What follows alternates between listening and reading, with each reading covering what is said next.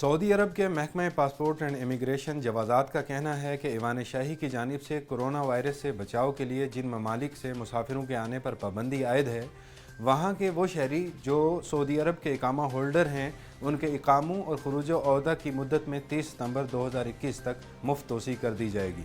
شاہی احکامات کے تحت اقاموں اور خروج عہدہ کی مدت میں مفت توسیع مرحلہ وار کی جائے گی، جس کے لیے جوازات کے کسی دفتر سے رجوع کرنے کی ضرورت نہیں۔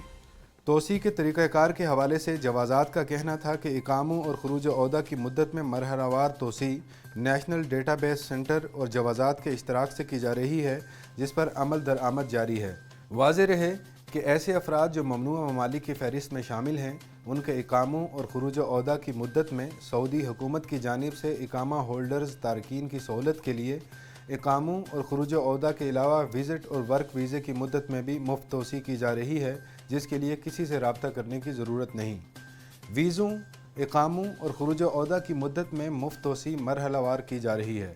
سعودی محکمہ پاسپورٹ اس ضمن میں خودکار سسٹم کے تحت تارکین کے اقاموں اور خروج عہدہ کی مدت میں توسیع پر عمل پیرا ہے۔